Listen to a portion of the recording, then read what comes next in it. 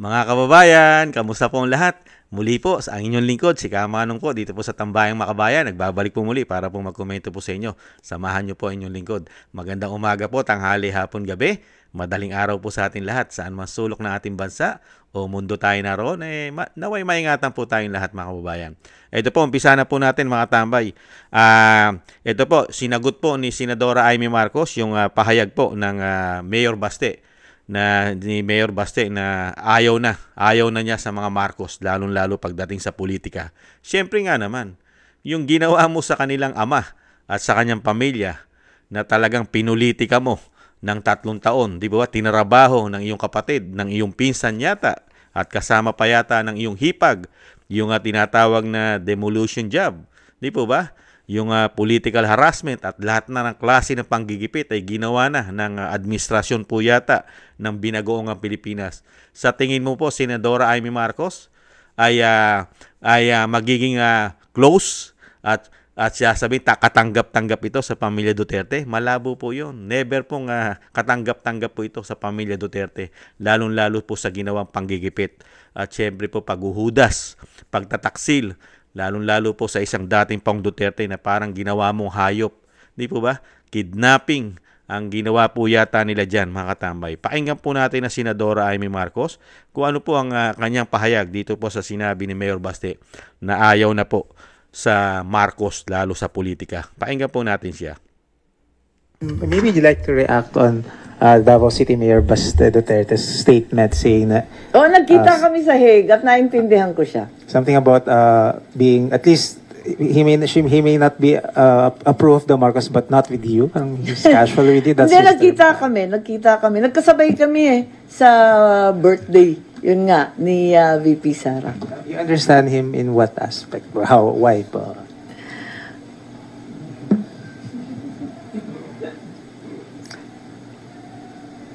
Lahat ng Maka-Duterte, lalo na yung pamilya ng Duterte, talagang masama ang loob sa nangyari. Maski ako, umiyak nung nabalitaan ko. So, naintindihan ko ang hinagpis nila, ang galit nila. Ma'am, after midterm elections, At pag pumunta ka sa The Hague, mararamdaman mo, kasi ang lungkot-lungkot doon, kawawang-kawawa talaga ang dating Pangulo. Ngayon pang tumanda at may sakit, diyan pa nagka-problema at mag-isa. Mabuti nga nung pumunta kami, uminit na eh. Ang lamig-lamig daw dati. Nakita niyo po yung ginawa po ng kanyang pamilya. Pamilya po niya yan, mga tambay. At napakasakit po sa isang pamilya katulad po na pagtaksilang ka ng sarili mong gobyerno, sarili mong pinagtrabahuhan bilang ikaw ay commander-in-chief, di ba? Naging commander-in-chief ka, mismo yung mga sumasaludo sa iyo, yung mga pulis, mga sundalo pa mismo ang nagtaksil sa iyo para ikaw ay kidnapin at talaga ipatapon sa bansang Netherlands dito po sa The Hague. Doon po sa The Hague sa ICC, mga tambay. Nakakatipo ng ulo, no? Yung bang merong isang pamilya, mga tambay, na tinulungan mo, makabangon ang iyong pamilya, maipalibing ang iyong ama sa more than 30 years na walang nakapagpalibing na pangulo ng bansa, maliban lang po doon sa pinatapon nila sa Netherlands. Itong dating Pangulong Duterte. Nakita niyo po. Tapos sasabihin lang po sa atin ng pamilya Marcos na sila po ay nalulungkot at siya rin po ay naiyak nung nalaman niya, nabalitaan niya. Mga kabayan, ganyan po ba tumanaw ng utang na loob ang inyong lahi? Senadora Amy Marcos, ganyan po ba ang lahing Marcos? Pagka tumanaw ng utang na loob, lalong-lalo kung nabibigyan ng napakaraming pabor. You know?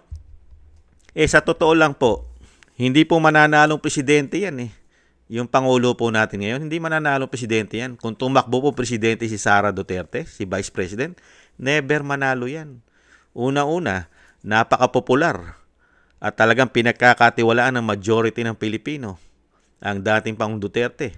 Pag inendorso niya ang kanyang anak na maging susunod na Pangulo at papalit sa kanya, sa tingin mo mananalo yan?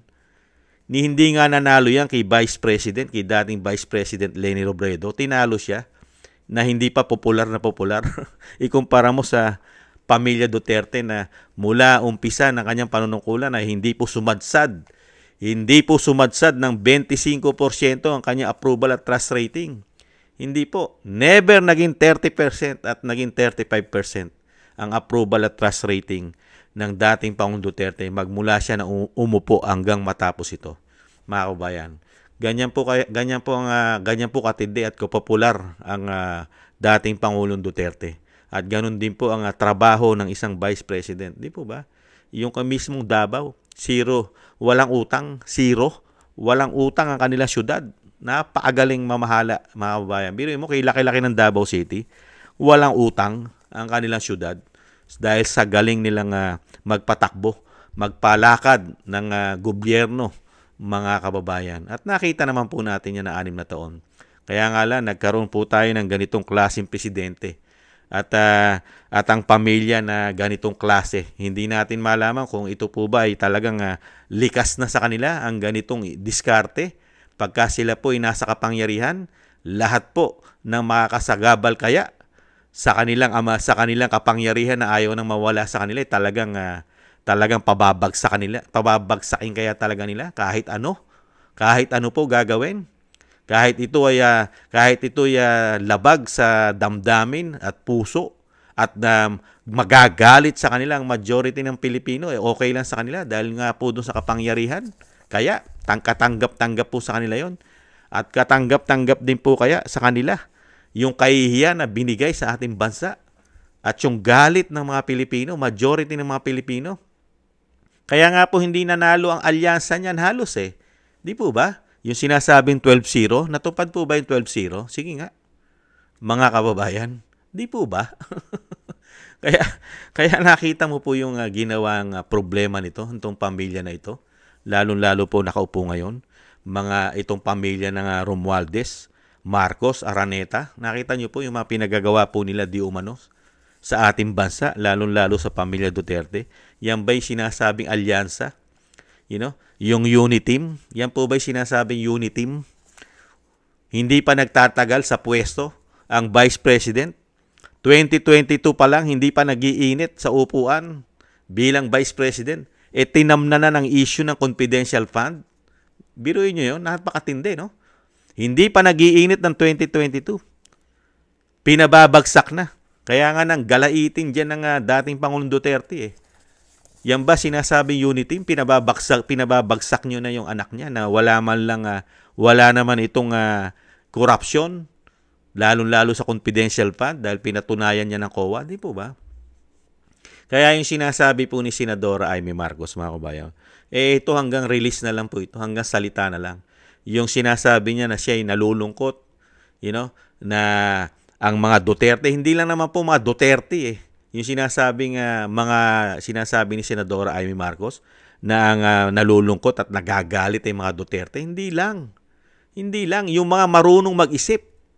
Yung marunong mag-isip na Pilipino, kahit sabihin mo hindi ka maka-Duterte, maiisip mo bakit nagawa ng isang Pilipino at isang Pangulo na ipatapon mo ang isang Pilipino at dating Pangulong Duterte na hindi man lang niyo sinasampahan ng sinasabi niyong yung napakaraming binigay na dito sa mga addictus, dito sa pulburon issue. Di po ba? Wala Saan nyo dinala? Sa ICC na wala pang jurisdiction sa ating bansa. Di po ba? Nakakalungkot lang po yung ginawa talaga nila. Talagang history po ito. History po ito ng pamilya nila. Yung history po ng kasamaan yata nila ay talagang patong-patong po yata. At nadagdagan ang kanilang history. Yata mga tambay. Di ba? Yung pagiging diktador at napakaraming pinatsugi nung panahon ng martial law at napakaraming issue pagdating sa pera at ginto. Ngayon, dinagdagan na naman nila ang kanilang history. Ano po ang kauna-unang history? Mga tambay, gumagamit daw po ng pulburon at sumisinghot daw po ng coke. At ang pinakamatindi pa, yung paghuhudas at pagtataksil sa ating bayan at sa isang dating Pangulong Duterte. At kidnapping pa raw ang ginawa dyan. Ayon po yan sa investigasyon mismo ng isang Senadora Amy Marcos. Biruin niyo po yun. At napakatindi. Isang damukal na issue ng korupsyon. Yan ang matindi. Kaya yung history po nila, talagang hindi po nila binago. Yan po ang lumalabas ngayon. Pagka pinag-aralan mo ang history nila, ay hindi po nabago. Mas lalo pong lumala ang history ng pamilya po yata nila. Itong sinasabi po na di umano na Marcos, Romualdez, at kasama pa ngayon na Araneta na sinasabi ni Senadora Amy Marcos na nagpapatakbo ng bansa ngayon ay isang Araneta at isang Romualdez. Di ba? Kaya itong si Mayor Baste, talagang lahat po isasabihin talaga ni Mayor Baste bilang siya ay isang anak.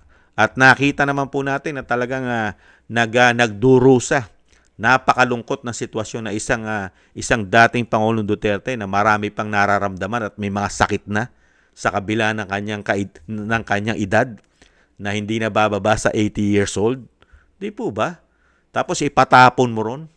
Samantalang yung mga politiko sa ating bansa na sinasabing mga nagkasala, di ba? Saan po? Naka-house arrest. Katulad po ni dating Pangulong Estrada. Nasa house arrest ang ginawa ng gobyerno. Habang nililitis ang kanyang kaso, house arrest. Ganon din ang nangyari kay dating Presidente Gloria Arroyo.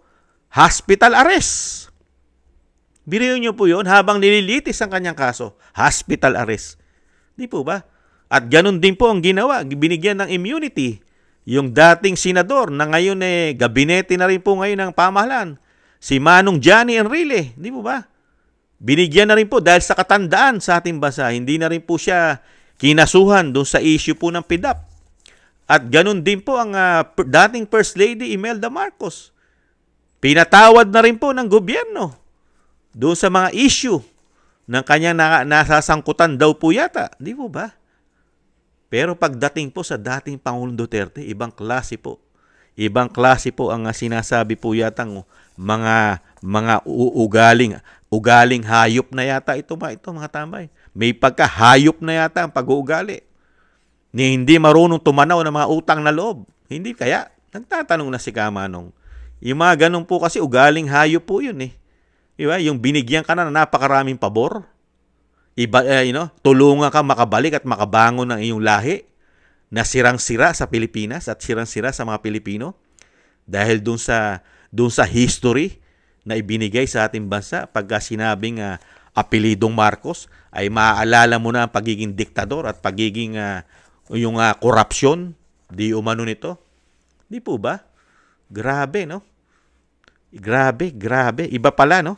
Iba daw kasi mga kababayan pagka talagang gumagamit ka raw ng pulburon at sumisinghot ka raw ng coke. Kaya nga sabi ni Attorney Guanzon ang coke iniinom, hindi sinisinghot. Yan po ang epekto yata niyan eh.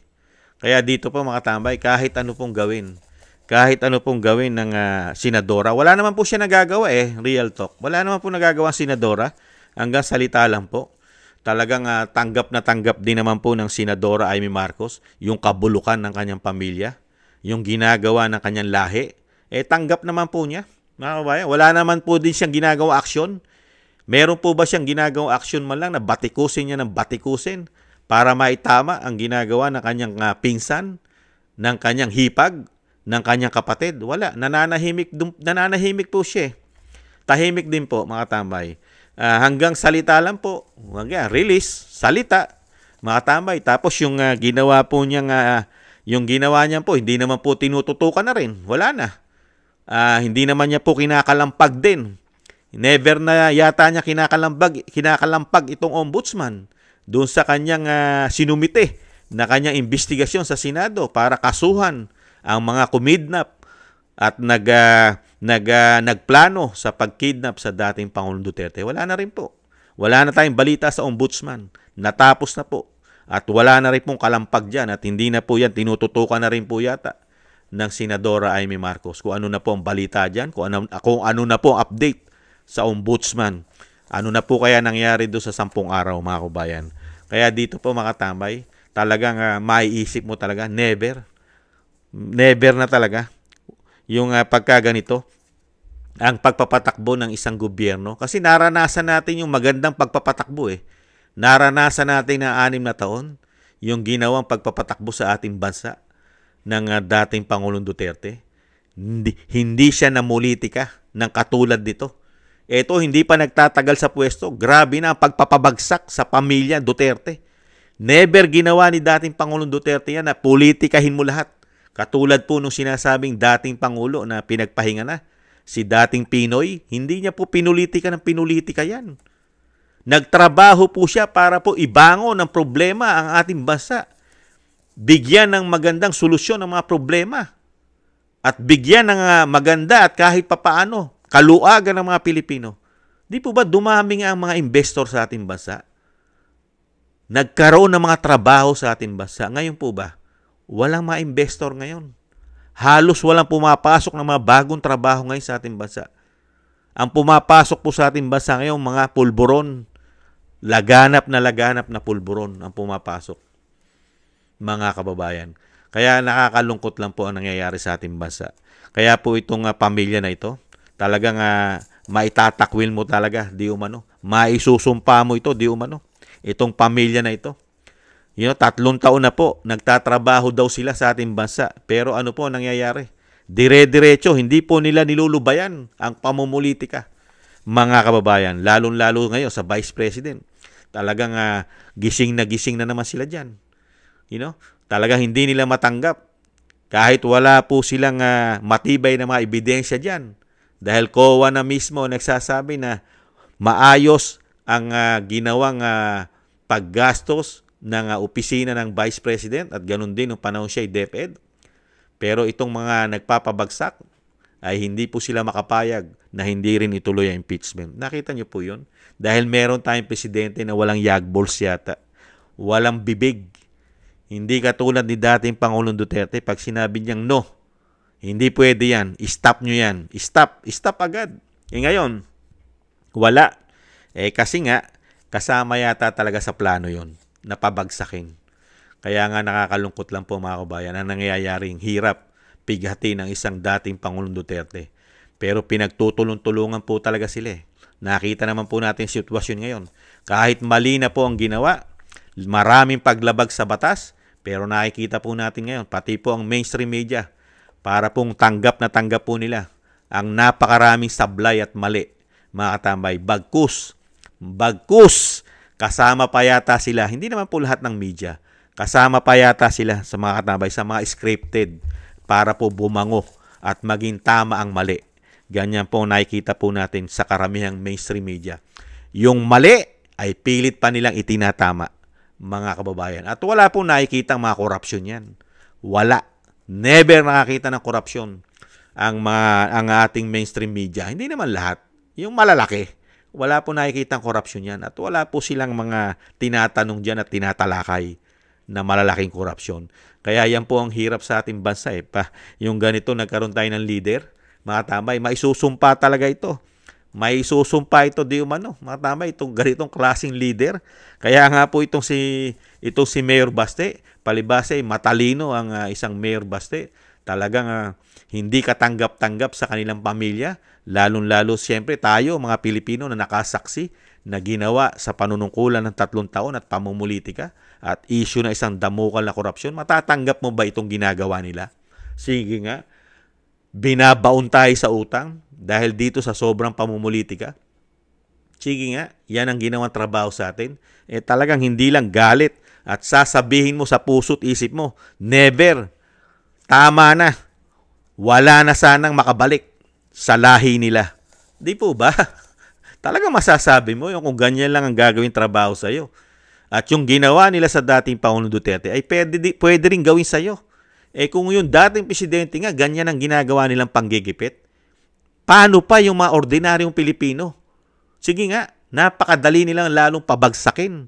Di po ba? Kung yung dating Pangulo nga, naipatapo nila, kahit labag sa batas, napakaraming nilabag sa proseso ng batas, naipatapo nila. Tayo pang mga normal na tao, hindi nila kayang gawin yan. Nandiyan pa yung sinasabing yung kumidnap, di umano. Siya pa ngayon ang PNP chief. Biruin mo yun. Grabe! Mga sinasabing reward. Yung sumasablay ka na, magpatupad ng batas, ikaw pa yung inaangat. Tinataasan pa posisyon mo. Talaga ibang klase itong gobyerno na ito. Talagang masasabi mo talaga na handito talaga ang isasabihin mo, ibang klase itong gobyerno na ito. Ibang klase. Hindi na sumusunod sa batas. Pero may reward pa. Unbelievable. Kaya po, mga kabayan, si Kamanong, nakikisa po ako kay Mayor Baste, mga tambay. Nakikisa po ako kay Mayor Baste, yung sa kanyang damdamin, na talagang tama na. Talagang magkakaroon ka talaga ng talagang isipin na yung ginawa ng pamilyang ito, talagang napakahirap mong tanggapin basta-basta, mga kabayan. You know? Mali na nga yung ginagawa ng pamilya, pero wala eh. Hindi mo man lang pabalikin. Di ba? Wala man lang nagsasabi. Kahit po ang Senadora Amy Marcos, talagang wala rin po eh. No say. No say. Wala rin po siyang magawa, mga taba. Ibang klase po. Ganyan po sila katindi, mga kababayan. Ibang klase manggipit. Kaya panapanahon po yan, mga kababayan. Panahon po nila ngayon eh. Panahon po nila na ganyan po silang gumamit na kapangyarihan na temporary lang binigay sa kanila, mga kababayan. Panapanahon po yan. Sana wag naman pong maulit ang history nila. Ang history nila. Grabe po pala sila manggipit, mga kababayan. Kahit po pala sila tulungan mo. Kahit anong tulong pala ibigay mo sa kanila. Pagkakapangyarihan na po ang pinag-usapan, ay baliwala na po. Makakalimutan na ang ginawa mong kabutihan, ang ipapalit pa sa iyo ay kasamaan. Unbelievable. Muli po mga tambay, maraming salamat po sa nakagusto po ng ating Tambayan Makabayan sa YouTube at TikTok, at sa mga nagko-comment, like, share, and subscribe. Maraming salamat po.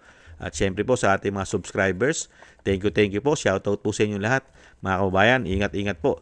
At thank you rin po sa mga nakagusto po ng Tambayan Makabayan, yung mga nagbibigay po ng tulong, biyaya sa inyong lingkod. Thank you po. Shoutout po sa mga biyaya po. Thank you. Kingston 123 ng Hong Kong, Eric Hershio ng Canada, Jake Yahoo 4531 ng Maisog, California, USA, Gina Ray Solidides ng Berlin, Germany, Julieta Celona, Sydney, Australia, Baby Roman, Ate Isa na Cagayan Valley, si Jem Aris ng United Arab Emirates, Jobilin Watanabe ng Japan, ako si Pilam, Annie Joe, Teodorico Erguisa Jr., si Arfel Villacorta, Wills Bubbles 5697, Rosalina Team 888, thank you, at si Michelle Yamaguchi Vlog, thank you po sa inyo sa mga biyaya po na pinagkakalob nyo po. Ingat po kayo, mga tambay. Maraming salamat po. At syempre po, yung panalangin at dasal po, sama po natin sa ating mga dasal na maingatan po ang pamilya Duterte at makabalik na po sa lalong mabilis na panahon ang dating Pangulong Duterte sa ating bansa. Dahil siya po ay nangihina na po, talagang nakakalungkot po at nakadismaya. Sa dami po ng kanyang nararamdaman, ay naghihirap pa siya dahil sa nagkaroon po tayo ng masamang gobyerno, mga kababayan. Ibang klase. Tayo rin po, mga tambay, ingat po, mga kababayan. Maraming salamat po. Sa muli po, paalam po muna. Ingat po. Bye-bye.